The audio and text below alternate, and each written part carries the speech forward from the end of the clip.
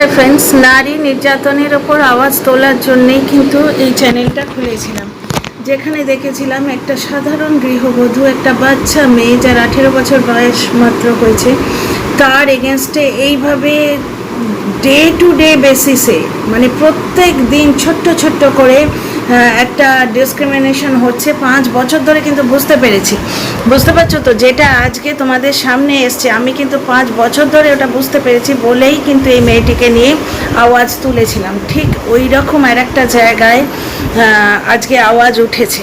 সব থেকে ভালো লাগছে যে মানুষ আওয়াজ তুলছে, কোনো কিছুর ভয়ে মানুষ চুপ করে যাচ্ছে না, বুঝলে তো। সব থেকে ভালো এটাই লাগছে যে মানুষ আওয়াজ তুলছে। কার কথা বলছি দেখো, কর্মস্থলে মেয়েরা যে অত্যাচারিত হয়, এই ব্যাপারটা নতুন কিন্তু নয়, বহুবার হয়েছে। কিন্তু জবটি হারাবার ভয়ে, দেখো প্রত্যেকেরই কাজ লাগে, কাজ না করলে খাবো কি, বুঝতে পারছো। আমরা তো আর বউ বেচে খাই না বেচারামের মতো, বা এই ধরো কারোর পেছনে ক্যামেরা লাগিয়ে স্টকিং করে খাই না। সুতরাং প্রত্যেকটা মানুষ, যারা ভদ্র মানুষ, তারা কাজ করেই খায়। এবং কর্মস্থলে এই যে মেয়েদের ওপর অত্যাচারটা হয় না, অনেক ক্ষেত্রেই মেয়েরা কেন চুপ করে থাকে বলো তো? চুপ করে থাকে কাজটি হারাবার ভয়ে, বুঝতে পারছো। বসের বিরুদ্ধে বা কোনো যদি একজন ইনফ্লুয়েন্সার ব্যক্তি, তার বিরুদ্ধে তুমি আওয়াজ তোলো, তোমার চাকরিটি যাবে, তাই না? কিন্তু আস্তে আস্তে সেই সমস্ত জায়গায় আওয়াজ আসছে এবং লোকে সাপোর্ট করছে। তুমি একা বললে তো হবে না। আগে কি হতো জানো, এই যেমন ওয়াইটিতে বেচারাম অন্যায় করে যাচ্ছে এবং দেখছে যে একে ঘিরে বেশ কিছু আগাছা গড়ে উঠেছে, যাদেরও লাভ হচ্ছে, বুঝতে পারছো তো। তো সেই রকম অন্যরা এসে সাপোর্ট করে দিত, যার জন্যে যে আওয়াজ তুলছে তার আওয়াজটা দেবে যেত এবং বিচারের বাণী সবসময় নিভৃতেই কাঁদত। কিন্তু এখন জিনিসটি চেঞ্জ হয়েছে, খুব ভালো লাগছে। কার কথা বলছি নাম নিয়েই বলবো, কারণ ইনি একজন বিখ্যাত পার্সোনালিটি এবং এটি সোশ্যাল মিডিয়ায় আছে। প্রখ্যাত পরিচালক অরিন্দম শীল, উনি অভিনেতাও। ওনার বহু চরিত্র, মানে ওনার অভিনীত বেশ চরিত্র আমরা দেখেছি, বেশ কয়েকটি চরিত্র আমরা দেখেছি, আমাদের ভালোও লাগে। এবং আর একজনের নাম বর্তমানে উঠে এসছে, আজকে তো এখানে অরিন্দম শীলকে নিয়েই কথা বলবো। ইনি যে মানে কি বলবো, পর্দার পেছনে এই রকম কে জানতো, এটা অনেক দিন থেকে হয়ে উঠে এসছিল এবং দুজন অভিনেত্রী এর আগে কিন্তু আপত্তি করেছিল। একজনের কথাটা হারিয়ে গেছিল, ওই তো বললাম না, বিচারের বাণী নিভৃতে কাঁধে। বিভিন্ন কালের গহ্বরে, বিভিন্ন ঘটনার স্রোতে সেই ঘটনাটি হারিয়ে গেছিল। কিন্তু বর্তমানে একজন অভিনেত্রী আপত্তি করেছেন এবং যার জন্যে বেঙ্গলি সিনে কমিউনিটি ওনাকে অনির্দিষ্টকালের জন্য সাসপেন্ড করেছেন। এইটাই সব থেকে ভালো লাগছে। এবং কি যে অভিনেত্রীটি আপত্তি করেছেন, সোশ্যাল মিডিয়ায় চলে এসছেন, আওয়াজ তুলেছেন, ওনার নাম রূপাঞ্জনা। উনি একটি বিখ্যাত সিরিয়ালের নাম করেছেন, নামটি এখন আমার মনে পড়ছে না, যারা বাংলা সিরিয়াল দেখো তারা বললেই চিনতে পারবে। তো রূপাঞ্জনার বা পুরো ব্যাপারটা আমি বলছি এখানে, তার আগে বলি রূপাঞ্জনার এই আওয়াজকে সাপোর্ট করতে অন্যান্য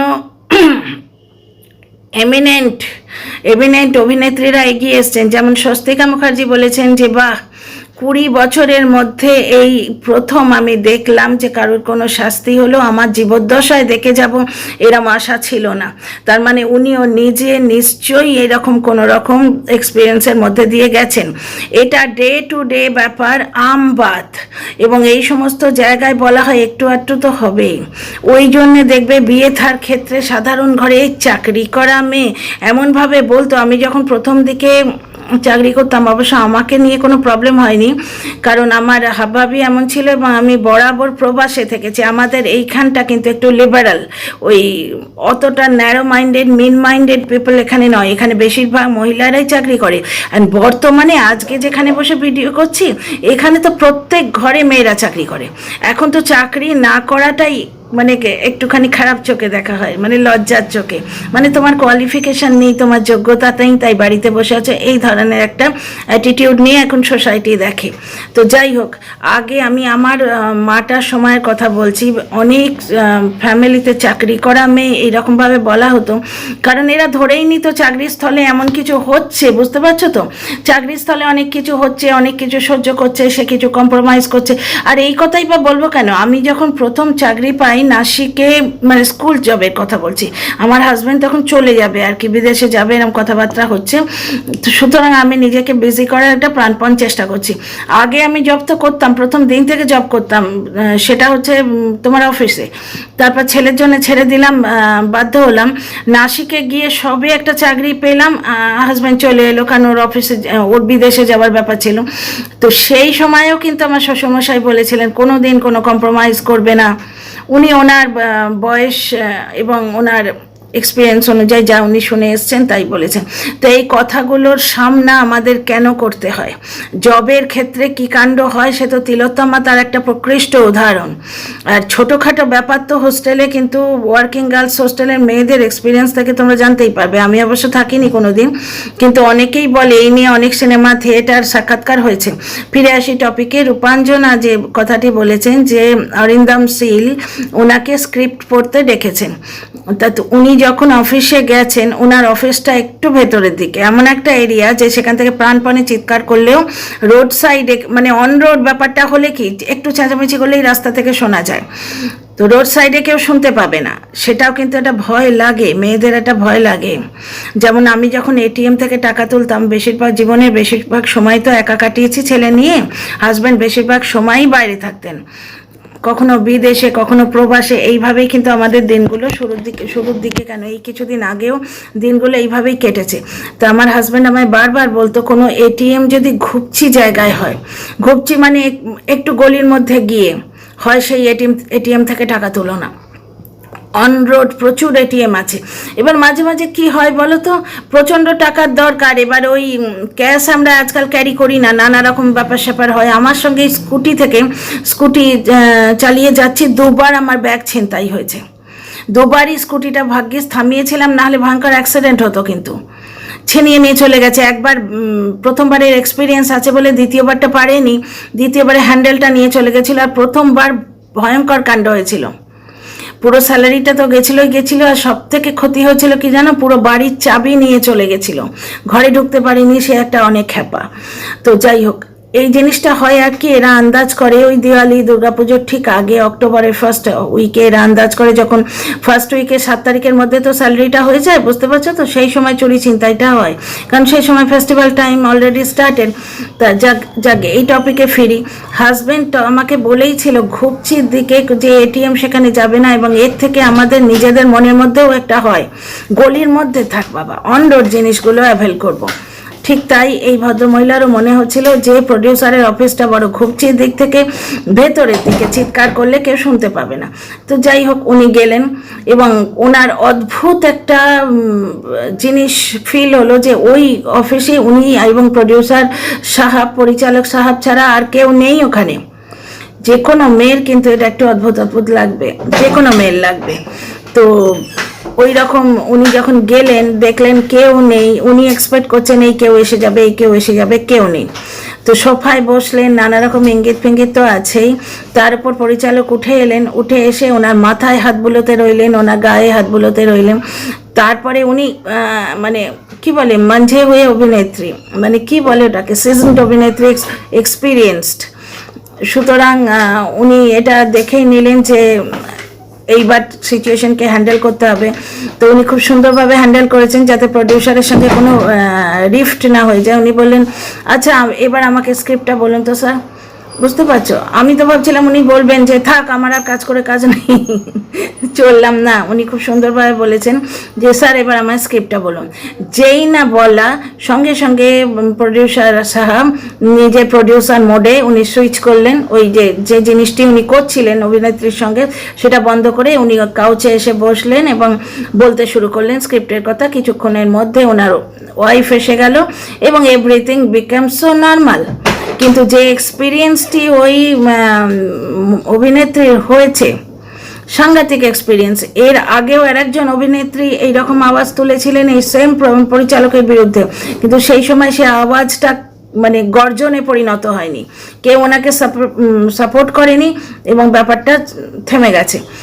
এইখানে পরিচালক নিঃশর্তে ক্ষমা চেয়েছেন এবং উনি বলেওছেন যে আমি সিন দেখাতে গিয়ে এমনভাবে অ্যাক্টিং করেছি যাতে আমার গালটা অভিনেত্রীর গায়ে ছুঁয়ে গেছে এবং উনি মনে করেছেন আমি ওনাকে চুমু খাচ্ছি। ভাবতে পারো, মানে কত ধরনের আইওয়াশ আর কত ধরনের বাহানা। কেন সিন দেখিয়ে দিতে হবে কেন? যে অভিনেত্রী তাকে তো বলাই যায় যে ধরো রোমান্টিক সিনই তুমি দেখাচ্ছ, এইভাবে বলা যায় না যে এরপর এই হবে, তুমি গিয়ে হিরোর পাশে বসলে, এইভাবেও তো করে দেওয়া যায়। তারা তো কেউ নবিশ নয়, শিক্ষানবিশ নয়, বা জীবনে প্রথম করছে না, তাই না? সিনটি রোমান্টিক সিন যদি তো কোনো প্রডিউসার বা পরিচালক বোঝায়, সেটিকে অ্যাক্টিং করে দেখাতে হবে। মানে এই রোমান্টিক সিনটি কাজের খাতিরে অভিনেত্রী দুবার অ্যাক্টিং করবে, একবার উনি পর্দায় করবেন আর একবার পর্দার বাইরে। যাই হোক, এবারে এই ওনার যে এক্সপিরিয়েন্সটা, এটা উনি বোল্ডলি বলেছেন এসে, যে আমি ভবিষ্যতে কাজ পাবো না, আমার বোধহয় কেরিয়ারটা খারাপ হয়ে যাবে, এইসব না ভেবে উনি বোল্ডলি বলেছেন এবং সাপোর্ট পেয়েছেন। বেঙ্গল সিনে অ্যাসোসিয়েশন অ্যাকশন নিয়েছেন, স্বস্তিকা মুখার্জি ওনাকে সাপোর্ট করেছেন এবং আরও অনেক অভিনেত্রীরা এগিয়ে এসছেন। মানে ওনার আওয়াজটা গর্জনে পরিণত হয়েছে।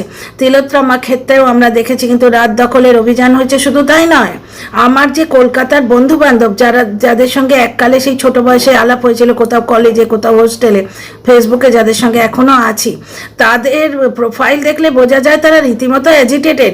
তারাও প্রোটেস্ট করছে, on the spot video publish করেছে, অনেক ভিডিও মানে তুলে দিয়েছে, ফেসবুক থেকেই তুলে দিয়েছে।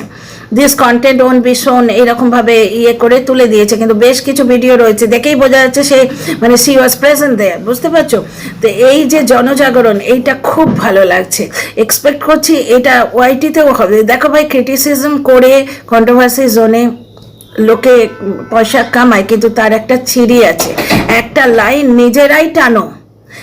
বিশেষ করে যখন মেয়েদের নিয়ে বলবে, একটা লাইন নিজেরাই টানো, অন্য কাউকে যেন দেখিয়ে দিতে না হয়।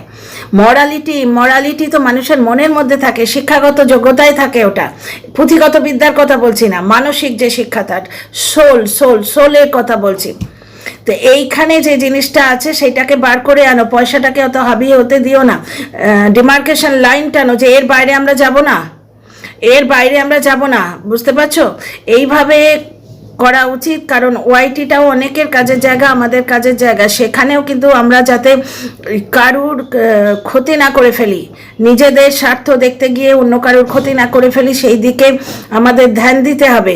মুখ দিয়ে মলেস্ট করা হয় অনেক সময়, সেই জায়গাটায় কিন্তু ধ্যান দিতে হবে যে দুটো পয়সার জন্য আমি হয়তো কামাচ্ছি, কিন্তু আমি কিভাবে কামাচ্ছি, অন্য একজনের এক্সপেন্সে কামাচ্ছি, অন্য একজনের ক্ষতি করে কামাচ্ছি, এই জিনিসগুলো আমাদের ধ্যান রাখতে হবে। আমরা মেয়েরাই যদি মেয়েদের এইভাবে ক্ষতি করি, মুখ দিয়ে মলেস্ট করি, তাহলে আমরা কি করে অভিযোগ করবো বলো তো যে কাজের জায়গায় মেয়েরা মলেস্টেড হচ্ছে, কাজের জায়গায় মেয়েদের ভালোভাবে ট্রিট করো? বুঝতে পারছো তো? যাই হোক, এখানে এই টপিকটা নিয়ে এলাম। এখানে একটা রেজাল্ট পাওয়া যাচ্ছে, নারী নির্যাতনের বিরুদ্ধে আওয়াজ উঠেছে। আজকালকার দিনে পুরুষরাও কিন্তু সেফ নয়, সেটা আসছে অন্য ভিডিওতে। কিন্তু ব্যাপারটা হচ্ছে এই যে আওয়াজটা উঠেছে, এটা পরিণতি পেয়েছে, এটাই আমার খুব ভালো লাগছে। See you in the next video.